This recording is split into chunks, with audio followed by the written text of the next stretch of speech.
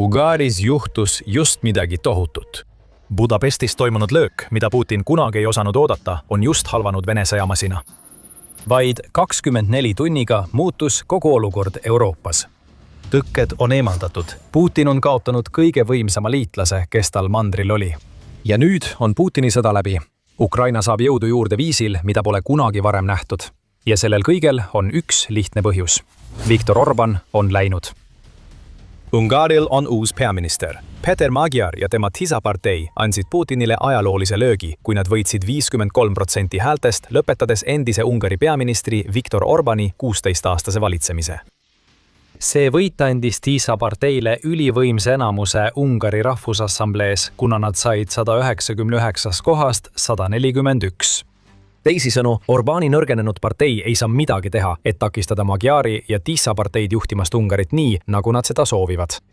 Magyar ei raiska aega Orbáni loodud rõhuvate ja autoritaarsete süsteemide lammutamisega. Varsti pärast võitu sai Magyar Ungari presidendilt Tamás Szoljokilt lubaduse tuua riigi uue parlamendi moodustamine ette 4. maile. Orbánil on võimul vähem kui 2 nädalat jäänud ning temast on saanud jõuetu juht, kes ootab vaid oma poliitilise piina lõppu. Avalik-õiguslikud tele- ja raadiojaamad, mis Orbáni palvel nii kaua Magyart eirasid, on nüüd täis uue peaministri avaldusi selle kohta, kuidas ta kavatseb nimetada erapooletuid toimetajaid just nendesse uudistesaadetesse, mille Orbán ise enda ülistamiseks lõi. Kaiku pannakse ka teisi plaane, et tagada, et keegi Orbáni sarnane ei saaks enam kunagi valitseda. Magyar ütleb, et ta hakkab töötama selle nimel, et kehtestada tulevastele Ungari juhtidele 2 ametiaja piirang, mis takistaks Orbánil uuesti kandideerimast. Magyar on samuti sihikule võtnud Fideszi partei, mis on nii kaua hoidnud Ungarit raudses haardes. Minu sõnum Fideszi juhtidele ja nende käsilastele. Pole mõtet nüüd mängida süütut väikest balletitüdrukut ja teeselda, nagu poleks midagi juhtunud, kuulutas Magyar lisades. Me teame, mida te olete teinud meie armsa kodumaa ja Ungari rahvaga ning ärge kahelge hetkekski, et te lõikate seda, mida olete külvanud. Autoritaarne pärand lammutatakse meie silme all. Suljok, kellele Magyar ütles otse näkku, et ta on moraalselt sobimatu tegutsema Ungari huvides, kõrvaldatakse peagi ametist. Ungari kavatseb samuti tagasi võtta riigi osalused riigi suurimates nafta- ja farmaatsiaettevõtetes, võttes need ära niinimetatud akadeemiliselt fondilt, mis tegelikult loodi Orbánit toetava propaganda levitamiseks. Magyar on end esitlenud juhina, kes seisab Ungari rahva eest, mitte ei asu neist kõrgemal. EU Observer on teatanud, et Magyar on keeldunud asuma Orbáni kabinetti Budalossis, kuhu Orbán selle 2018. aastal paigutas. Selle asemel seab Ungari uus juht oma töökoha sisse riigi parlamendihoonete lähedal. Mis puudutab Orbánit, siis ta on püüdnud jääda kaotuse eest diplomaatiliseks, kuid tegelikult on ta saba jalge vahel, sest ta keeldub nüüd osalemast Euroopa Ülemkogu kohtumisel 24. aprillil, mis oleks olnud tema viimane. Ungarist on üle käimas demokraatlik laine. Ja kusagil sügaval ühes oma palees Venemaal on Vladimir Putin marus. Venemaa presidendi jaoks ei ole Orbáni kaotus lihtsalt järjekordne tüütus Euroopa Liidus või EL-is, mis lisandub kõigile teistele probleemidele, mille Euroopa on Putinile tekitanud tema katsel viia lõpule oma sissetung Ukrainasse. See on katastroof mitmel tasandil, mis võib viia selleni, et Venemaa kaotab oma sõja Ukrainaga, sest suur takistus on nüüd teelt kõrvaldatud. Ukrainas endas tekitab Orbáni kaotus Putinile nii suure probleemi, et ta ei pruugi sellest üle saada. Kuid selle probleemi taga, millest me varsti räägime, on kõige otsesem probleem, mille Ungari ühine otsus Putinile põhjustas. Oluline liitlane on kaotatud. Võib-olla ainus tõeline ja mõjukas liitlane, kes Putinil Euroopa Liidus oli. Alates sellest ajast, kui Putin alustas oma sissetungi Ukrainasse, on ta saanud loota Ungarile Orbániga eesotsas, et takistada iga Euroopa Liidu otsust, mis võiks Ukrainale kasulik olla. Putini jaoks oli Orbán sümboolne näide sellest, millist mõjuvõimu Venemaa võib omada kaugel väljaspool oma piire. Ungari ise ei oleks kunagi olnud Putinile eriti tugev liitlane, vähemalt sõjaliselt vaadates. See on väike riik, mille elanike arv on väiksem kui Moskvas elavate inimeste arv. Ungari sõjaväes on vaid 41 600 inimest, mis on nii väike arv, et see on ohtlikult lähedal rohkem kui 35 000 sõdurile, kelle Venemaa kaotas Ukrainas juba ainuüksi märtsis. Sõjalise jõuna ei olnud Ungaril Putinile tegelikult mingit väärtust. Venemaa juhi saamatu strateegia oleks ära kulutanud kõik sõdurid, keda Ungari oleks saatnud, vaid päevadega. Aga Putini jaoks ei olnud asi kunagi sõjalises jõus. Ungari oli oluline, sest Orbán esindas Euroopa Liidus kõige valjemat häält, mis järjekindlalt toetas Venemaa juhti. Putin on kasutanud Orbánit nukuna peaaegu sama kaua, kui Ungari lahkuv peaminister oli võimul. Orbán saadeti pidevalt Euroopa Liidus bürokraatlike vaidluste kaudu otsuseid aeglustama. Kui see ei toiminud, kasutas Orbán sageli oma vetoõigust. Putini Orbán oli tööriist, mida ta sai kasutada aja võitmiseks ja tegelike EL-i võtmetegijatega kauplemiseks, mis kõik juhtus Ukraina kahjuks. Kunagi ammu oli Orbán mees, kes käskis venelastel Ungarist lahkuda. Ta oli mees, kelle võimud valisid kõnepidamiseks Imre Nagy ümbermatmise puhul. See oli sõjajärgne peaminister, kes hukati Ungari 1956. aasta revolutsiooni juhtimise eest Nõukogude Liidu vastu. Aga kuskil Nõukogude Liidu kokkuvarisemise ja Orbáni võimule tõusu vahel muutusid asjad. Kunagi Vene vallutuse vaenlane olnud Orbánist sai liitlane. Öeldakse, et võim rikub ja Orbáni tõusu Ungari toiduahela tippu saatis tema kuulutus, et ta viib Ungari tagasi nende rahvuslike väärtuste juurde, mis kunagi tegid selle nii suureks. See võis tol ajal kõlada hästi, kuid Orbán kujundas oma juhtimisstiili selle järgi, mida ta uskus, et Putin oli Venemaal saavutanud. Putinit eeskujuks võttes muutus Orbán Vene juhi etturiks. See sai täiesti selgeks, kui aprilli alguses tuli uudis, et Orbán oli mitte ainult avaldanud Putinile toetust, vaid teinud seda kõige alandlikumal moel. Väidetavalt võrdles Orbán oma abi hiirega, kes aitab lõvi, viidates sellega ühele Ungari muinasjutule. See pakkumine tehti 2025 aastal, kui Budapest kandideeris Ukraina sõjaga seotud rahuläbirääkimiste vooru korraldajaks. Ja see näitab, kelleks Orbán oli muutunud, õnnetuks juhiks, kelle ainus eesmärk oli teenida Putinit. Ja just sinna Putin tahtiski Orbáni viia. Aga nüüd, kui Orbán on ametist tagandatud, avastab Putin, et hiir oli isegi tähtsam, kui ta ise välja paistis. Kui Orbán on läinud, on Putin kaotanud ühe hoova, mida ta oli saanud kasutada Euroopa Liidu ja isegi ühtse Euroopa idee vastu aastaid. Energia on see, mida Venemaa kasutab mõju säilitamiseks Euroopas. Isegi kui EL on aeglaselt püüdnud end vabastada Venemaa naftasõltuvusest, mis on mandrit kaamitsenud, seisis Orbán sellele vastu. 2025 aasta septembris andis Orbán oma välisministrile Péter Szijjártóle korralduse väita, et Ungari ei saa kunagi lõpetada raha pumpamist Putini sõjakassasse nafta ostmise kaudu, sest tal pole muid võimalusi. EL-i juhid on muutunud fanaatikuteks, väitis Szijjártó. Kui me ei teaks paremini, kõlaks see nagu Putin räägiks ühe Orbáni käsilase hiire kaudu. Samamoodi teatas Orbán kiiresti EL-ile, et ta ei kavatse 2024 aasta avalduses Vene gaasist loobuda. Ungari oli vaid 3 aastat varem sõlminud Gazpromiga 15-aastase lepingu. Jällegi, see kõik oli Putini kõrvadele muusika. Nüüd on see konkreetne hoob saanud kahjustada, kuid pole tingimata kadunud. Me ei tea, kui sõltuv Ungari on Magyari juhtimisel Vene energiast. Aga tundub, et Ungari uus peaminister ei hakka Putinile samal vastikust tekitaval moel lipitsema nagu tema eelkäija. On veel teinegi hoob, mille Putin kaotas, kui Orbán kõrvaldati Ungari kõrgeimalt juhtpositsioonilt. Aga enne kui me selgitame, mis see on, tuletame kiiresti meelde, et te vaatate saadet The Military Show. Me teeme videoid, et selgitada, kuidas jõuvahekorrad muutuvad ja millist mõju need muutused avaldavad. Kui sa saad sellest videost uusi teadmisi, siis kindlasti telli meie kanal, et näha rohkem. Teine hoob on see, mida Putin naudib – hirm. Orbán kasutas hirmu, et võimule saada. Kunagine liberaalne juht muutus autoritaarseks, sest ta kasutas ära olukorda Ungaris, mis oli küps Orbáni levitatud natsionalistliku sõnumi jaoks. Kui Orbán kandideeris 2010. aastal teiseks ametiajaks peaministriks 8 aastat pärast esimest ametiaega, mil ta oli suunanud Ungari EL-i ja NATO liikmeks saamise poole, oli tal rahvale hoopis teistsugune sõnum. Karke migrantide voogu Euroopas, kuulutas Orbán. Võidelge vastu välismaiste huvide vastu, mis saavad rahastust välismaalt ja ärge usaldage haritlaskonda. Orbán järgis Putini ja paljude varasemate autoritaaride poolt loodud plaani, mis kutsus üles isoleerumisele kasvavas maailmas. Ära usalda kedagi väljaspool Ungarit, karda neid, võitle nende vastu. Ja loomulikult oli Orbán see mees, kes seda võitlust juhtis ning kui ta oli võimu juurde tagasi pääsenud, hoolitses ta selle eest, et seda sõnumit võimendada, püüdes samal ajal kõrvaldada demokraatlikke struktuure, mis võiksid teda ametist kõrvaldada.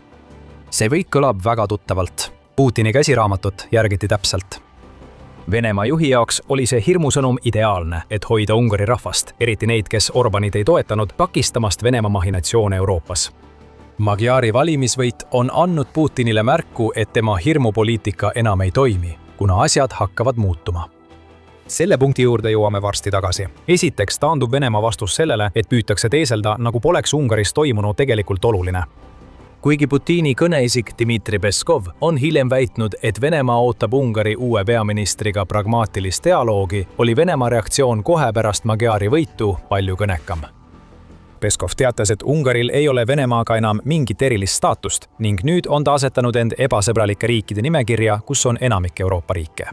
Orbán visati samuti bussi alla. Me ei olnud kunagi Orbániga sõbrad, väitis Peskov avalduses, mis on nii absurdne vale, kui olla saab. See, mida me siin näeme, on Kremlis valitsev paanika. Venemaale ei meeldi Ungari enam, kuid ta on valmis rääkima ning Orbán ei olnud kunagi sõber ja me ütleme sõna otseses mõttes ükskõik mida, kui arvame, et on võimalus hoida Ungarit meie poolel. See on segane vastus, mis näitab, et Kreml on väga mures tuleviku pärast, nüüd kui Magyar on võimul. Ja Kreml peakski muretsema. Orbáni langus ei ole oluline ainult Euroopale, vaid see võib potentsiaalselt lõpetada Putini kampaania Ukraina kukutamiseks. See ongi põhjus. Võite mäletada, et varem rääkisime, kuidas Putin kasutas sageli Orbánit selleks, et blokeerida Euroopa Liidu otsuseid, mis oleksid Ukrainale kasulikud.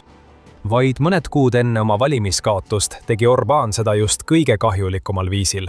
Kuna Ukraina maadleb rahaliste raskustega, kiitis Euroopa Liit heaks 90 miljardi euro ehk umbes 105 miljardi dollari suuruse laenu keerulise mehhanismi kaudu, mis hõlmab Venemaa külmutatud varasid. Vähemalt enamik Euroopa Liidust kiitis selle laenu heaks. Peamine vastuhääletaja oli Orbán. Tema on põhjus, miks ükski sellest rahast pole Ukrainani jõudnud, kuigi laen kiideti heaks juba mitu kuud tagasi. Nüüd võib esimene osa rahast jõuda Ukrainasse juba mais, kuna Orbán ei ole enam kohal, et laenu vetostada. See on Ukraina jaoks väga oluline, sest see tähendab, et nad saavad lõpuks hakata kulutama suuri summasid mõnedele kõige tähtsamatele relvadele, mida neil on vaja Venemaa õhurünnakute vastu kaitsmiseks. Telegraafi andmetel on Patrioti tõrjeraketid ja Storm Shadow raketid mõlemad Ukraina prioriteetide seas kõrgel kohal. Esimene võimaldab Ukrainal end kaitsta Venemaa ballistiliste rakettide ohu eest, samas kui teine annab Ukrainale rohkem tulejõudu, mida saab kasutada piirialadel, okupeeritud aladel ja Mustal merel. EL-i suursaadikud kohtuvad Brüsselis, kui me seda videot 22. aprillil teeme, et arutada järgmisi samme laenu osas, mida Orbán püüdis blokeerida. Ungari endine peaminister väitis, et kirjutab alla alles siis, kui Ukraina paneb end ühiselt ohtu, et taastada Venemaa naftavoog läbi kahjustatud Druzhba torujuhtme. Aga nüüd on Orbán läinud. Seda naftahuba ei saa Putin enam oma marioneti kaudu kasutada. Laiemas plaanis märgib Atlandi nõukogu, et Orbáni kaotus tähendab tõenäoliselt seda, et Ungari ei seisa enam Ukraina ja nii EL-i kui ka NATO vahelise suurema integratsiooni teel. Eriti EL-i abiraha voog muutub nüüd palju sujuvamaks, kuna Orbán ei ole enam kohal, et igal sammul vastu vaielda. EL ja NATO saavad nüüd teha Ukrainaga seotud poliitilisi otsuseid palju kiiremini ning EL-i riigid saavad kokku leppida sanktsioonipakettides ilma, et peaksid pidevalt arvestama Orbáni pideva Putinile pugemisega. Lisaks sellele kaob ka see vastik koostöö, mida oleme näinud Venemaa ja Ungari vahel. Me juba mainisime lõvi ja hiire lugu. Aga see koostöö on veelgi sügavam. 8. aprillil avaldas Reuters, et Shizato oli pakkunud Venemaa välisministrile Sergei Lavrovile EL-i sisemisi dokumente Ukraina liitumise kohta Euroopa Liiduga.